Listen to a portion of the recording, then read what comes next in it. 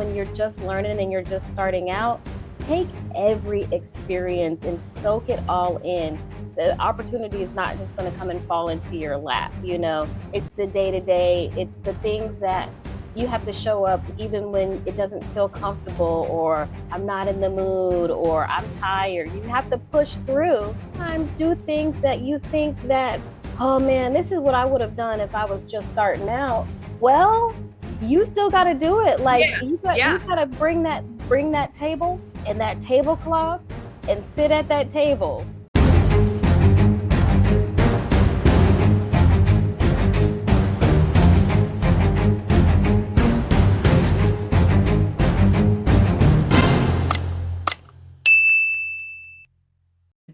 Hey, hey, hey, it is Dawn Nicole here with another episode of Talks on Demand. And today I'm excited because my featured special guest is the Christine Edwards. Christine, how you Yay! feeling? I'm doing so good. Thank you so much for having me here today. Absolutely. So, Christine, I'm going to tell them a little bit about what it is you do and why we just adore you here at Queen City Women in Business and why we're excited to partner with you this year. But then I'm going to ask you to tell our audience a little bit more about you. So, you guys, let me tell you, Christine Edwards is the formidable top tier CEO and founder of Civility Localized. It is an award winning, I know you all have won a couple of titles as an MWBE, Christine. But tell us more about what it is you do, why you do it. I know you're in the local government space, so feel free to share more. Yes, absolutely. So at Civility Localized, what we do essentially is we go out and we make friends in the community. We are hired by local and sometimes state level governments and sometimes nonprofits to go out and engage the community. So we are a community engagement consulting firm. We work primarily with local governments through the competitive bidding process, which I know we'll get into today. Yeah. And this type of services that we offer are surveys, research reports. We host listening sessions and town hall meetings and events on behalf of our local governments. So whenever there's some big, project going on or a big change coming in the community, we really go out and help to build a bridge. You know what? And that's so important, right, Christine? Because I think people don't realize, I think sometimes as small businesses, and we're going to get into in just a second, like who you serve, what we do, how we're like, we're going to get into all that. But primarily, the market of suppliers that you served are typically going to be minority, diverse, small. I mean, all small businesses are always welcome, but I know that there's a focus, Christine, to really help to mend the gap for Black and Brown businesses, women-owned businesses who historically just don't have the same access, to those contract opportunities. And so the work that I know we do, especially in partnership with QCWIB and Civility Localized, is to really mend that gap. But what's interesting to what you just said is oftentimes those women-owned businesses or Black and Brown businesses will end up in the room and they don't realize there was some pre-work that happened before they got there. It took someone like you, right, to help amplify the market, to create an awareness campaign. Talk a little bit about the part that those businesses don't see, because I don't think they're all realizing that there's the pre-work, which is the part that folks like you do. Talk more about Yes. that.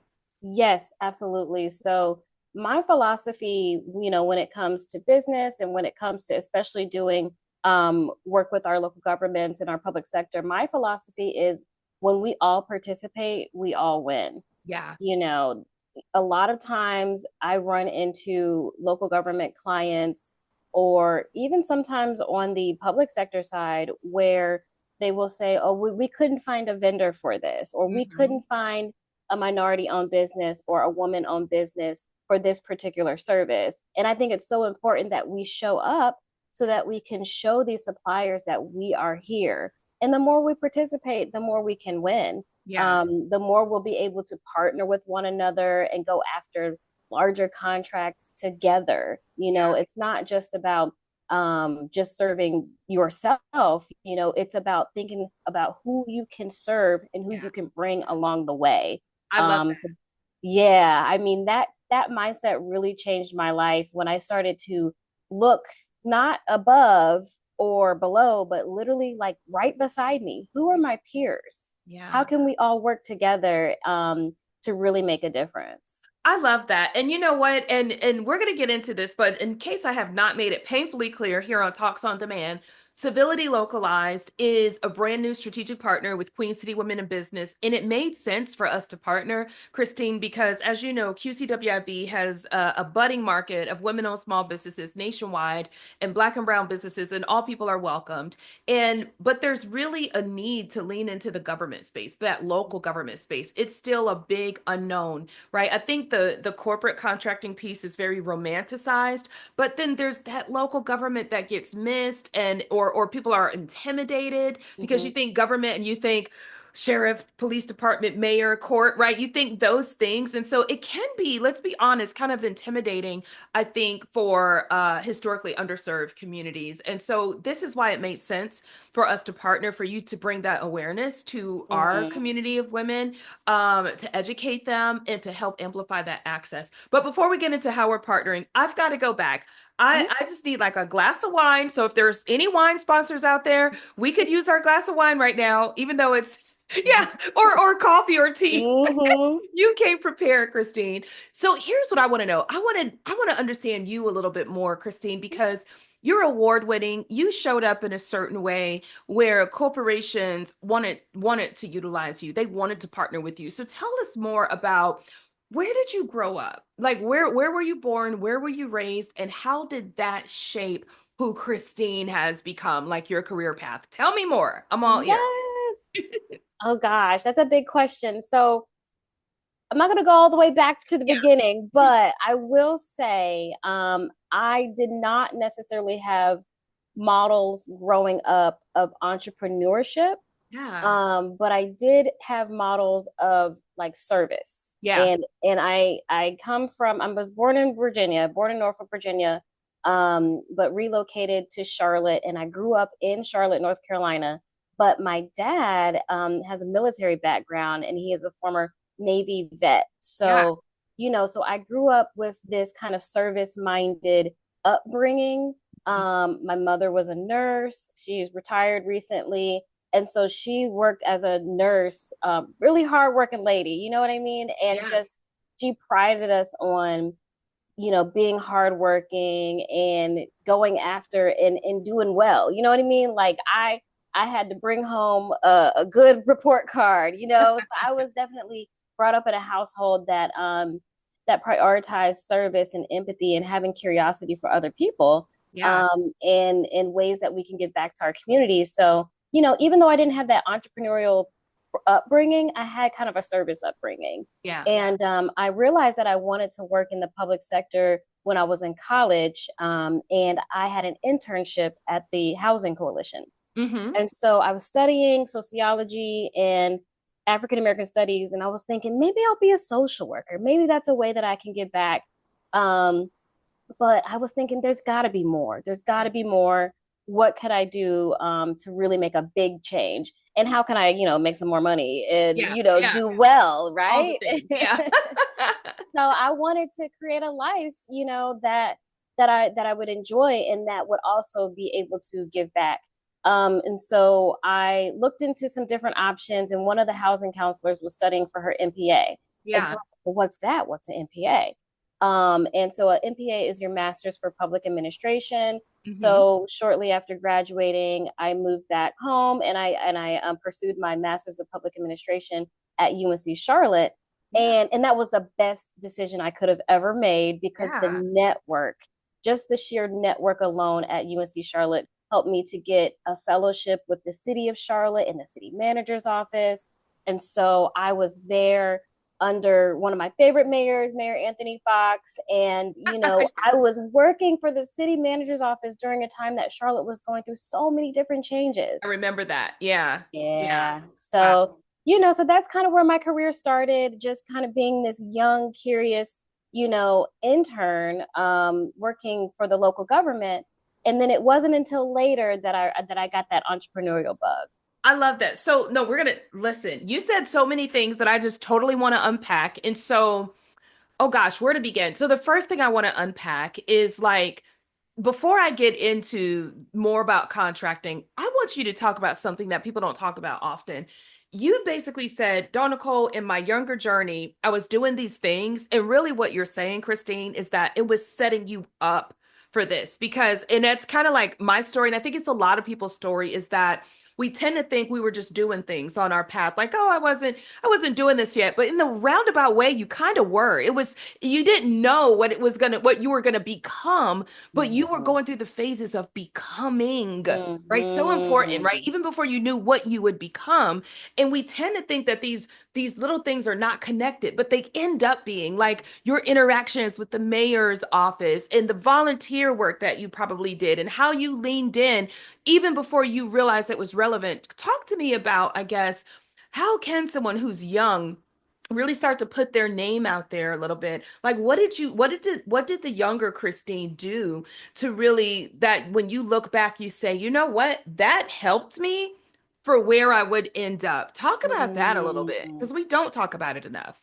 Yeah, I agree. I don't think we talk about sort of our journey and having these milestones in our journey really be the things that make us who we are today. If I had to give advice to a young Christine or, a young person just coming up, I mean, definitely value those relationships. Get to Mhm. know people, Yeah, yeah, get to know the people that you work with in these internships and fellowships. And don't just think that, oh, this is just going to be a stepping stone to get you to the next phase.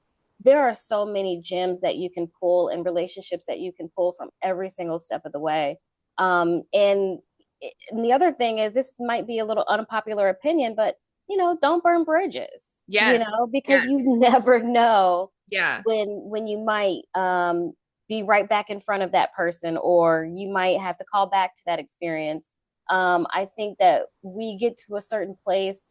I think I have gotten to a certain yeah, place as an entrepreneur and as a woman who yeah, is now a little bit more free. I have the freedom to walk away from things, yeah. but I think that when you're just learning and you're just starting out, take every experience and soak it all in. You don't have the privilege to just walk away from things yet. You got to kind of go through the mud a little bit, That is so good. Yeah. Okay, I'm gonna pick, look, we're gonna go off script because that's what I do. I just feel the vibe. So I want to talk about this. You said so many things right there. I think there are so many times as young people that there's what we want to do. And I've had this happen to me where I was a hiring manager and I brought in an intern and it was for a technical, it was like the person was a tech person, right? Or they were in Mm-hmm. school to be in tech.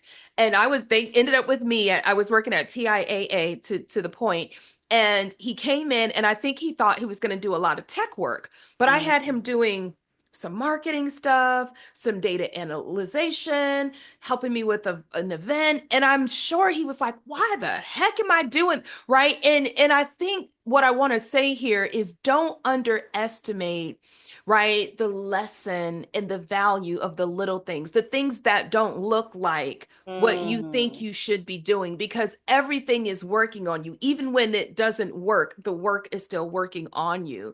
And Mm. so that's what I love about like what you're saying is like there were some things I did that may not have been glorious, right? It may not have been, but I did it and it gave me something. When I went back, I learned something from it. And that's Yes. powerful too, right? It's absolutely powerful. I mean, there are examples of, even before moving back to Charlotte, even being in Greensboro when I was working at that housing coalition, it was incredibly humbling. Yeah. Yeah. Very, very humbling kind of work that we were doing. And we would be going into people's homes and helping them out and helping them getting access to vouchers and resources, Yeah. and going into these public housing communities and talking to people and setting them up to become first time home buyers. And it was just incredibly humbling. Yeah. And had I not had that experience, I wouldn't be able to be confident and comfortable going into the community and doing the work that I do today, Yeah. which is my community engagement agency. So, had I not been humbled and be around all kinds of people, whether they live in public housing or they live at the country club, Yeah. all of that is so important. So, I yeah, love I agree, and I love what you said. Even when it doesn't feel like it's working on you. There are Yes. things that are working on you that you didn't even think.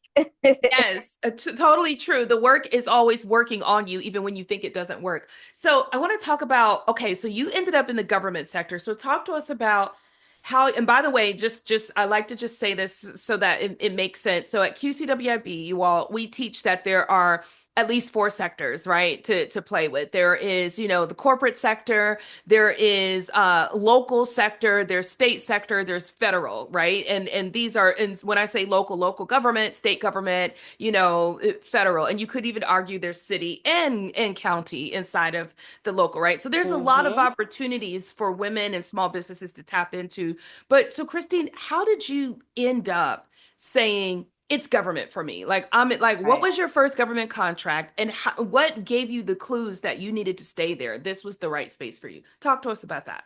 Yeah, I love this story because this story could be so many other people's stories. Yeah. So the way that I got involved in government contracting is I was actually an employee at my local county government at Yeah. the time. And I had started my business on the side, Yeah. and I started it in 2018. I got my LLC, and I wasn't quite sure what I was going to do with it, but I knew I Mhm. wanted to do some type of community engagement.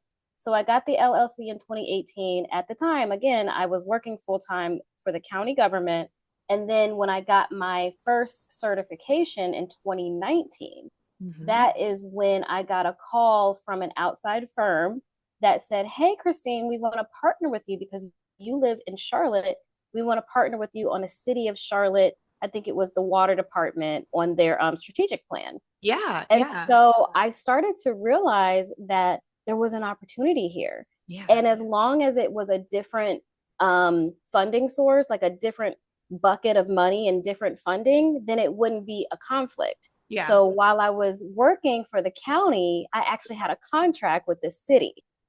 Now that you don't hear it often. That is interesting and exciting. Carry on. I'm listening. So, so this was a subcontract, and the job was to do a strategic plan for the water department, and my role was to do some interviews and some small focus groups. And this was a pretty small contract, but it was big. It was really big at the time. It was a five-figure contract, so I think it was like 18 grand, Yeah. literally to do.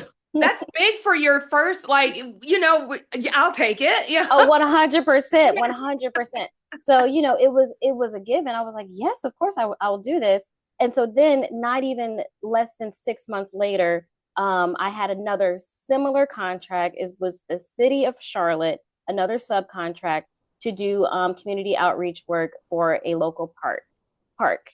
So it was to reimagine the pocket park in the middle of uptown Charlotte. And I was thinking, like, wow, this is my hometown. This is where I grew up. How cool would it be to be able to give back in this way and Yeah. to get paid to be a part of this? So those were my first two government contracts. They were subcontracts, and Mhm. it was because I was able to do them because they were two separate funding sources. Yeah. Now, there's no way I would have been able to get a county contract While while working. being employed. Yeah. Yeah. Yeah. So, and That is interesting. Well, okay, so I want to talk about this. I'm going to go a little bit deeper. This is exciting because, Christine, I don't know if you're finding this, and then we're going to talk more about what you just said too. But I find that there are women who don't realize that they already have had a government contract. And I'll yep. talk about that a little bit, right? Because, like, my personal story with government contracts is that if you had asked me a few years ago, Dawn Nicole, have you done a government contract? Because it didn't come from an RFP process, I would have said, oh no, I haven't done it. And then I remembered back to like 2017, 2018, maybe even 2016, because if my memory serves me, when someone reached out from SHRM, I think it was like the local SHRM, if I'm not mistaken, Mhm. and said, "Hey, I've got a friend," and it was like Raleigh. It was like either it was like not Charlotte, but and Mhm. they need some training. And at the time, we were doing this thing called "What's Your Secret Sauce," where it was supposed Mhm. to help teams figure out how to work better together, co-working Mm-hmm. styles and all this. And it started with understanding each person's secret sauce and then how to speak that language, right? So to speak. Mm. So my husband and I, because and we're going to talk about married life too. So just so you know, we're going to talk about how do you balance that. But anyway, my Right. husband and I were working together at the time, and we went and we did that work, and it was a multi-day event, a training that we did, and then we came back and we would do some more work, and I think it was for like Greensboro County or something now. Mm-hmm. But my point is, I don't think we realized then that we were supplier contractors. I think we just thought then, and that's why I'm saying this, you all, if you're listening to this and you're not giving yourself that credit for that hookup, right? Or that Mm-hmm. phone call that a friend, right? Because it doesn't come through these channels that we think are municipal and government, Right. right? But Christine, are you finding that too, where like people actually, when they actually look back, there were opportunities? I know it's not for everyone, but for some people, like even with me, when I can count that, I looked back and said, "Oh my gosh, we did do government." And no, it wasn't $1 million, but Right. to your point, it was like 16,000 or There you for the go. first time, and then it was like, and every little bit counts. Can you talk about the thinking where we don't give ourselves that credit? Have you run into that? Yeah, talk about it. I know I'm over, Yes, but yeah, yes. So you're absolutely right. Sometimes we don't give ourselves credit for our past performance and for the things that we've done. And I will tell you that's the strongest indicator of success for governments is looking at your past performance. So you need to be writing down and taking note of all of the things you do, whether it is a paid opportunity or a volunteer pro bono opportunity, and even subcontracts and partnership opportunities are yeah, just as important. yeah. So I will say having those two first subcontracts really got the ball rolling. Like it literally snowballed after that because it was all about relationships. Wow. The company that I was subcontracted under, because we did such a good job on the park project, they then reached back out to me and said, "Hey, there's another RFP coming out, and we actually want you to be the prime on this one, and we're going to be the sub." Oh, wow. Because their firm was very large, and they're a large engineering firm, and the contract was actually kind of a small amount. And they said, "Well, we usually don't go after these smaller amounts, but we think that you could win as Yeah. a small firm yourself if you have our backing." Oh, So wow. Now yeah, so that was nice because you don't always see, that can be, we've got some stories about where certain primes don't are funny and then others will back and support that. So I love that you had that support. exactly. Yeah, keep going. It Yeah. was really it really opened the door to a lot of the industries that we're working with now. Like for example, I didn't go to school for land use, land design, urban design, so I don't have that technical capability. Yeah. But when I'm partnering with an engineering firm and a planning firm, land use, I can get into all of these industries that I didn't have access to before. Yeah. So, we partnered, we did a project called Vision Zero, Uh-huh. and Vision Zero came in as the prime.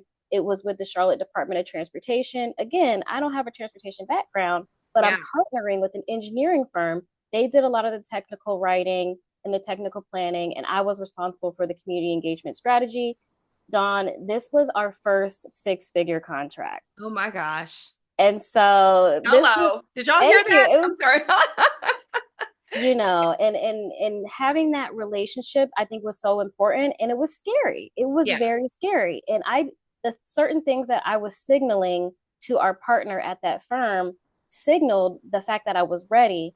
Number one, I told him, I said, let's go out, let's go get some, we actually got wine. I said, Yeah. I want to meet your wife, I want to go sit down and get wine after work one day. Like I literally took the steps to get to know this person. It wasn't just about let's work together. It was like, hey, let's get to know each other, Yeah. let's talk. The other step was I was making hiring decisions, and Hmm. so I didn't just take that opportunity and sit on it. I took the revenue and the resources, and I hired in key roles. And I Yeah. came back to them and I said, "Hey, I got help now. We can go after more together." Okay, we got to talk about, I want to go deeper on this because you said so many things that I just want to unpack because oh my gosh, where do I begin? Number one, and I'm going to say this. There are a lot of small businesses, right, who they go get certified, they register, and then they wait for it. And that is what not to do. I don't want them to just wait. I want them to be proactive because everything you're saying, Christine, speaks to you leaning in, you Mm, seeing more, you wanting more, asking for more. And it reminds me, so very similar to you, my background is the corporate contracting piece, right? And I totally have a similar story where we were a sub. There was a huge prime, and I mean, this was like a big prime who had subs all across the world, actually, right? From mhm. Australia, it was a global project, global company. And to your point, we knew like, okay, we can't, we're operating as a part of their team. And then by way of accident, I remember one day on Teams, and I tell this story sometimes at our events, on a Teams thread, like on a chat, Oh the yeah. the leader basically said, "Hey, can any of you agile coaches, which we were subcontracted in our own companies to provide agile project management, agile da da da da, da, right? And they said, "Hey, do one of you agile coaches have time to help us put together on a voluntary basis this training?" And would you believe, Christine, and you may have heard this story from me, I don't know, but like 10 people was like, yeah, I can do it. Everyone just said yes, yes, yes. But when I read what they were asking, me Mm, being a globally accredited training company, like that's what we did.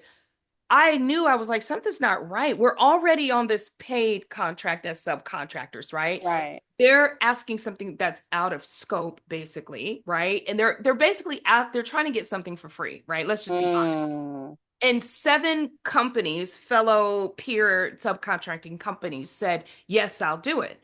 But when I read it, I knew, I was like, this is robust. This is in depth. You should be getting paid for this. And I remember going through the back door asking questions, so to speak. yeah. And I said, hey, I saw your request in the Teams chat, and my company could do this. Now, to your point, this didn't compete with the work I was already doing as a subcontractor. This would be a new book of work. And I Right. remember going to them saying, I see people are willing to do it, but my company does this, and we would charge for this. We already have this training. It's a Right. training. It comes with built-in assessments. Do you want to keep talking? And she said, and this is the lesson, she said, yeah, make me an offer. How much would you charge? Would you believe we sent them a proposal, won the work, and it ended up being like at least with the add-ons, like $45,000 that seven Wow. people were going to do for free. Wow. So I say that, and I always carry that with me. And I tell every contractor, every supplier, don't be so quick to just give your value away. You don't, you got to reach a point where you're no longer trying to just prove points, right? Yeah. In that part. And so anyway, but what I love about what you said is it really is about once you get in the room, ask the questions, build the relationships, be curious. And so I'm Mm, likening it to what you said when you said, hey, I want to go out to dinner, I want to have wine, I want to learn more about you and your wife. You were being curious, like no differently than our team. We were being curious about what it could be, like instead of this being a volunteer. So talk more about that. Like, do you see where people get registered and they get certified and then they sit back and say, I haven't gotten any phone calls, right? Like they're not, there's still some work to be done. Can you talk yeah. about what that looks like? Yes, yes. So this example came up recently at the Queen City Women in Business Summit. Oh, Um, one of the questions that was asked at the end, yeah. um, this lovely woman came up to me after the session, and she said, Christine, I mean, I feel like I'm taking all the right steps, but nothing is happening. So she started to talk about what was going on, and she said that she has people in her inbox that she doesn't know that have found her on a vendor database, and they are reaching out and saying, hey, we would love for you to come join this RFP. And then she literally told me, Christine, so what is that all about? I said, did you respond? you Good. you have to respond to these people. And I know that it can feel intimidating because there are people that you don't know, but you need to realize that you bring a lot of value to the table and they're reaching out to you and it's legit. sometimes it can feel a little Yeah. icky. And Yeah. that's why you have to have discernment and you have to be able to follow up, you Yeah. know? So, yes, get on the phone with these folks, Yeah. call them and say, hey, thanks for reaching out. This is something that I can offer. Let's talk on the phone or let's talk on Zoom so that we can learn more about the project together. And so she thought that that was literally spam or it was not, they were not Oh, real inquiries. And I said, you have all these inbound inquiries and you need to be following up with people. And she said, oh, well, that sounds like a lot. I said, yes, it is a lot. yes. Oh, we It okay. is. We're gonna You talk have about to you have to make time to email and phone calls and have your capability statement ready yes. so you can say, "Hey, here's my capability statement. Does this look like what you're looking for? If so, let's set a time to talk. These are my rates. Does this Yes. look like something that works for you?" So, yeah, it's a lot of work. Okay, we need to talk about that real Yes. fast, okay? Because guys, ladies, that's the actual business. The business is not just what you do. That's your trade, that's your skill or whatever. But the actual business is the business development. It's making sure your capability statement is updated maybe every 90 days, right? So you don't forget having a cadence, a calendar for you, a regular routine to update. I just did mine Mhm. today actually because we're getting calls from folks in construction all over the US and I'm Nice. like, do we have our recent construction wins on here? No, we don't. Let's up. So again, it's coming up with like your pricing schedule and having these hygienic practices where you Mhm. are updating early and often as soon as you are having these wins so that you don't miss the opportunities. By the way, if you guys don't know what capability statements are, it's like a resume for your business where you're putting your wins, your past performance, your current clients, your differentiators, okay? And there's more. I'll put a link to that later. But I wanted to say something, Christine. I don't think and this needs to be said. This is where I keep it real. The talks on demand is where we keep it real. Women in small businesses, it's one thing to say, oh, we're not getting the opportunities, we don't have access, all the things, right? And I'm not saying that that is not true also. But guys, we have to do our part. Like we have to do our part. The business, if you're a photographer, your business is not just taking pictures. Hear me when I say that is your Yes. specialty, that is your gift, that is your skill. The business is making sure that you know who you serve and support and who their competitors are and keeping a list and having a lead generating platform, right? And all the other things, right? Making sure you're looking at the entire year, by the way, saying seasonally, what can be my best year, right? Is Valentine's Day an opportunity for me? Is the New Year's, do people want new headshots? Like really thinking strategically. And Mm. I don't think people realize that though, Christine, that the business is not just the thing you do, it's how you grow and scale that thing. And people don't get me on my soapbox. Listen, yes, I'm like, we're just getting fired up. Yes, Dawn, get fired up because you're right. People don't realize all of the things that make up the journey, the through line. The day to day of it. It's Yeah. not just an opportunity is not just going to come and fall into your lap. It's the day to day. It's the things that you have to show up even when it doesn't feel comfortable or I'm not in the mood or I'm tired. You have to push through Yeah. and sometimes do things that you think that, oh man, this is what I would have done if I was just starting out. Well, you still got to do it. Like Yeah. you Yeah. got to bring that table and that tablecloth and sit at that table That's right. And eat that humble pie if you and have eat to. the humble pie. You know what I mean? It's like because I get to a point in my business where I'm like, I do not want to do tabling, Yeah. but it's so effective and it's such a good way to get out and meet new people. But Yeah.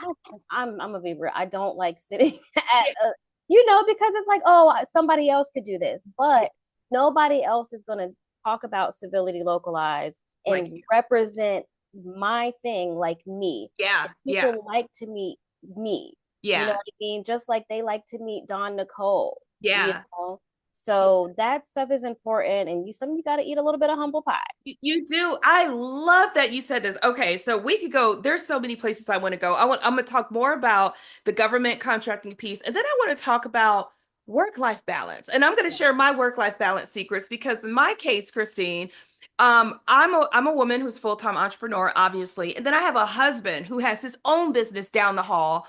and I have a physical office location, and sometimes I feel like I'm spinning out of control. So I want to talk about what's working for me. I want to know what's working for you. So we'll get into that in just a second, but I want to talk a little bit more about local and state government contracting, and what are your feelings about the federal contracts, right? We know that 2025 came in like a bear. Like it came in, people got laid off, even people, Christine, that I had just talked to in December who were like, "Oh, we're good. We're part of the GSA schedule." Like I literally had this conversation in December where folks were like, "Oh, we're good. We're untouchable. We're federal. We're locked in." And then we all saw those Mhm. things, roll back, right? Get frozen. Funds that were even promised already are suspended. What is your response, and what advice would you give to those federal contractors who are now looking to pivot and they're looking at local and state government contracting? What do you say to them? Hmm. I mean, first I would m- make space and try to listen to them because I know that they are probably going through it. Yeah. Um, I don't have a lot of advice because I don't work in the federal contracting space, Yeah. but what I will say is a lot of times entrepreneurs have gotten through hard times. Yeah. And so Yeah. you have that muscle, the Yeah. muscle that got you through that first That's hard right. time, whether it was COVID Yeah. or a recession. The things that get us through those hard times will get you through this next stage. And Mm. I want people to know that it's not permanent. Yeah. It is scary and it is changing people's lives because of what the current administration has the authority to change. Yeah. They have the authority to change things at the federal level because Mhm. that's the executive branch. So Yeah. they can make changes on what the federal government is spending money on. We Yeah. understand that. So at the state level, they don't have the authority to change what's being paid for at the state level because state governments and local governments have a different funding source. It's Yeah. through local Yeah. taxes. And so I would say use those same skills. So if you do logistics at the federal level, the same thing is I needed was in your just gonna local government. I was literally gonna ask, or maybe state, is it reasonable to think, because I know how I'm I hustle and muscle, like mentality, like I don't sleep. Especially when something is in threat, I'm always like, okay, I'm always asking myself, what can I do next? What am I Yeah, not seeing? What am I missing? And yeah. so my natural thought, and you tell me if this is sort of rational thinking, is to your point, if I was already doing training programs, right, or tech solutions at the federal level, it should be easier for me than the novice person who hasn't done any government to sort of to shift and redirect my efforts to my local and state and use those same commodity codes, right? To Mm-hmm. say, okay, like the first thing I'd be doing is registering in my state portals. I'd be Yep. looking at websites, wherever you live. Is that a reasonable thought process for me to just reshift and repurpose to local state? Yes, it is. It's totally reasonable because the services that are needed at the federal level are often needed at the state level. And it's local, so you can actually get out and go down to, your local city department and meet the people. And you Yeah. can go to pre-bid meetings. Sometimes they might even have them in person. So a pre-bid meeting is a meeting that is hosted by the agency, the hiring agency or the procurement agency, whether whether it's a local government, like a water department or budget department, whatever department has put the RFP out, they Hmm. will host a pre-bid meeting just to answer people's questions Yeah. about that RFP or that request for proposal. So if you're doing it on the local level, you have more likelihood to go in person and meet folks Yeah. and talk to people that are also doing work around you. And then the other thing is, I don't want to make an assumption, but a lot of times at the federal level, the contracts are bigger, Yeah. right? And so you have grown that muscle over time to handle these large contracts. Yeah. But at the local level, you might be able to handle a bigger contract than you realize, So Absolutely. you have the capabilities and you have the capacity in your business. Um, I'm trying to think of an example. So a lot of the things that are going away at the federal government level have to do with climate, the environment, because of the political leaning of our administration. They have stopped. They put a stop on a lot Yeah. of EPA grants. Yeah. And so what that looks like at the local level is okay. You work in climate, you work in EVs, maybe you work in technology or Mhm. transportation. You can now go to the state level and get plugged into their electric vehicle program. Yes. Mhm. I'm so glad you said that. And so I know we're wrapping here shortly, but I think that's the thing is think outside of the box, think strategically. And for me, a visionary entrepreneur, which is what we've got to be in 2025. We have to increase that visionary muscle. It's the Mhm. ability to see things not as they are, but how they could be. Right. Mm. And so researching things even before you know it. I remember one time my husband said, I'm searching for something. I don't even know what it is yet, but I'm searching, but I know I'm searching for something and I'll know it when I find it. And I was like, whoa, you don't even know it. You know that you need something and Wow. you're wow. And so keep searching, keep looking. Finally, real fast, I want to talk about so many things, but I'll bring you back, Christine. Work-life balance, marriage. Talk to me. As a woman-owned business, we'll have to do a whole podcast about swapping Oh secrets of yeah. balance. But talk to me. How has marriage? First of all, congratulations. You are relatively newly married, and how's married life with growing your business and being a woman-owned business? Tell me more. I mean, it's fun. I have Yeah. really enjoyed, and maybe that's just the newlywed me talking, but I have really enjoyed growing my business with my now husband. And my married name is Pitkin, and I am married to Ryan Pitkin, who is also an entrepreneur, and he is the co-founder and editor of Queen City Nerve, which is a local newspaper publication here in Charlotte. And Wow. so, we actually met when he interviewed me. Um, in Wow. The 2018 when power I of started my interviews. business. Yes. Yeah, so he is a really passionate journalist, and so I really admire that about him. And he admires my passion. He is always rooting for me, and he's my biggest fan. Oh, So love me I some Ryan. I love that. So I just love, especially entrepreneurial, which we call couplepreneurs. When you both, Ooh. yes, couplepreneurs. And that's actually how my hubby and I met. We always like we actually were working together first, and then we were like, we got more synergy than we think, you know.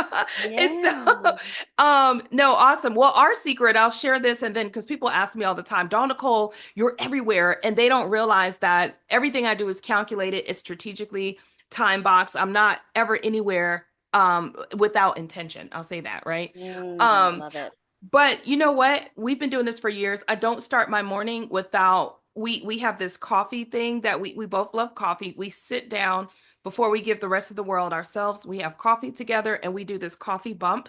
And we live by it so much that one year we were hired to travel and do a talk and we brought our coffee mugs on the stage. And so we you have to have your thing that you only give to each other and no one else gets, especially in my role, Christine, because so many people have access to me and that can, in a marriage, like, okay, I'm sharing my wife with, text messages and people who need her and making sure that he knows there are things only we have that no one else gets access to. Oh, I love that. Yeah, good. Yes, there's Well, got to be those things that you just have together. I love it's it. for the two of you. Absolutely. Well, Christine, I'm so excited. Tell our audience where they can find you. They can definitely find you on the QCWIB site on any given day, right? And I know we have Contract Clinic coming up where we're going to feature you. And so talk more about where people can find you, and we'll also make sure that this information is in a description. So Absolutely. So you can find me at meetchristine.co and at civilitylocalized.com. If you want to learn more about community engagement, you're going to go to civilitylocalized.com. You want to learn more about Christine and the government contracts coaching, you will go to meetchristine.co. Awesome. Thank you so much for being with us today here on Talks on Demand. And before we go, I'm going to put an extra plug in for Christine. I enjoy her so much. Christine is a fantastic trainer from one trainer to the next. I saw your style, Christine, and I was like, oh, she's the real deal. She gives context, she gives like examples and Mhm. scenarios. I love your style of training. By the way, Christine can coach not just, in our local area, but for the most part, local and state has a lot of the same nuances in any state. Christine is really good at that, which is why we admire her. So reach out, even if you're not in the Carolinas, you're in Texas, you're in Alabama somewhere, reach out to Christine. She's the expert. And with that, Christine, I thank you for your time Thank you so much. today. Yeah, thank you all. Cheers. Yes, cheers. And thanks again for attending another episode of Talks on Demand. Take care.